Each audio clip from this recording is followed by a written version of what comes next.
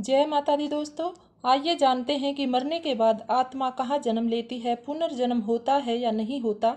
मरने के बाद आत्मा का जन्म किस परिवार में होता है।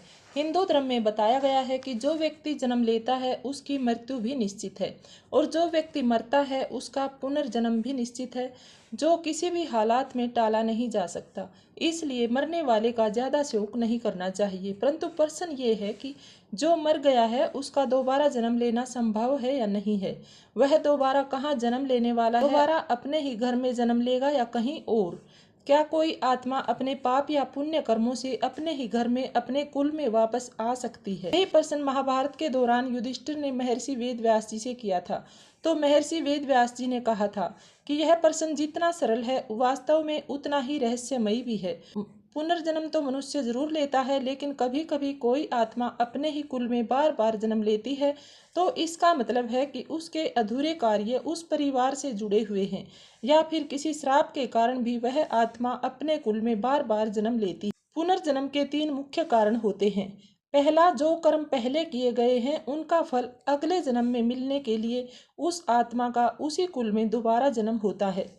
दूसरा है, जब किसी आत्मा के संस्कार या भावनाएं उस परिवार से जुड़ी हुई होती हैं तो वह आत्मा पुनर्जन्म के लिए उसी स्थान की ओर आकर्षित होती है। और तीसरा है, यदि किसी आत्मा का किसी परिवार से गहरा संबंध होता है, चाहे वह नफरत का हो या प्यार का, कुछ भी हो सकता है, तो भी वह आत्मा उस परिवार में जन्म ले सकती है। किसी भी आत्मा के कर्म उसके पुनर्जन्म का फैसला करते हैं। यदि किसी आत्मा का किसी परिवार से विशेष संबंध जुड़ा हुआ होता है तो वह आत्मा फिर से उसी परिवार में जन्म ले सकती है, या फिर किसी भी पुण्य कर्म के कारण उस आत्मा को फिर से उस परिवार में जन्म लेना पड़ सकता है। किसी आत्मा को अपना कर्ज उतारने के लिए जो उसने पिछले जन्म में उस परिवार से लिया हुआ था, उस कर्ज को उतारने के लिए भी कोई आत्मा उस घर में जन्म लेकर पूरी जिंदगी उस परिवार की सेवा करती है। या फिर किसी श्राप के कारण भी कोई आत्मा फिर से उसी परिवार में जन्म लेती है। या ऐसा भी हो सकता है किसी परिवार ने एक विशेष आदमी से, किसी से भी कोई कर्ज लिया है, उसका धन चुराया है या उसको सताया है, तो भी वह आत्मा अपना कर्ज वापस लेने के लिए उसी परिवार में जन्म लेती है। कोई भी आत्मा अपने कर्मों के अनुसार ही अगला जन्म लेती है। किंतु जब कोई व्यक्ति सत्य और धर्म की राह पर चलता है तो उसे मोक्ष की प्राप्ति होती है। यदि किसी के कर्म उसके परिवार या कुल से जुड़े हुए होते हैं तो वह आत्मा बार बार वहीं जन्म लेती है जब तक कि उसके पाप या पुण्य कर्मों का फल उसे ना मिले। उस आत्मा को शांति नहीं मिलती, मोक्ष नहीं मिलता।